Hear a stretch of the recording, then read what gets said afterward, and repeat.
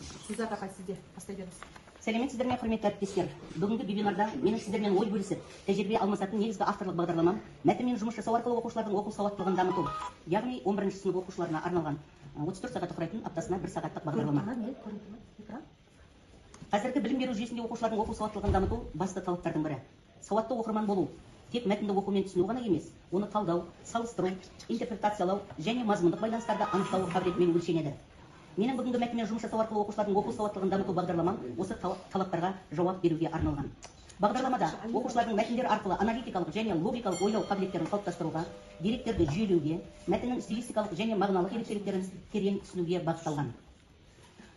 Бағдарламадағы оқу үдерісі мәтіннің әртүрлі аспектілерін зерттеуге негізделіп, әдеби ғылыми және публицистикалық стильдердегі мәтіндерді талдау арқылы жүзеге асырылады.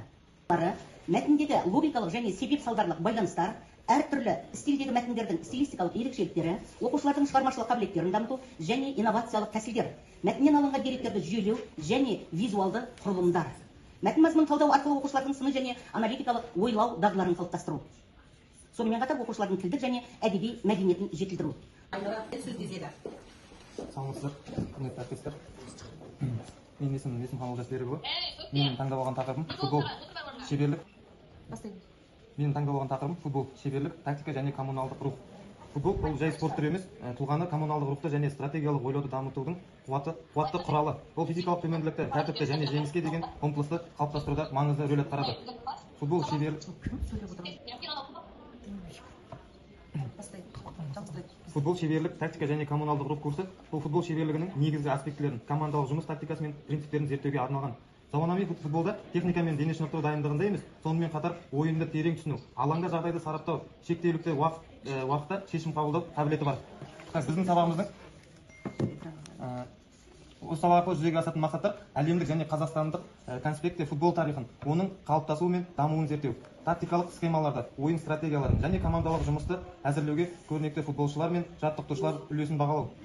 Футбол тактикасы мен шеберлігінің негізгі аспектілерін талдау, соның ішінде допқа иелік ету, шабуылды қалыптастыру, қорғаныс стратегиялары және әрбір ойынның алаңда рөлін анықтау, сыни және аналитикалық ойлауды, ойын жағдаяттарын талдау, тактикалық шешімдерді бағалау және оларды тәжірибеде қолдана білу қабілетін дамыту. Бұл тақырыптың өзектілігі қазір білім берудің кезек күттірмейтін міндеттерінің бірі. Жастардың бойында тек дене дайындығы ғана емес, сонымен қатар стратегиялық ойлауды, командалық рухты және тактиканы түсіндіруді дамыту. Футбол жоғары зейінді, техникалық шеберлікті және командада жұмыс істей білу талап ететін күрделі өзара әрекеттесу жүйесі. Оның тактикалық аспектісіне жеткіліксіз көңіл бөлу және командалық әрекеттерді талдау ойыншылардың әлеуетін шектеп, оларды ойынның тиімділігін төмендетуі мүмкін. Біздің сабақтан күтілетін нәтиже оқушыларды жетекші футбол командаларының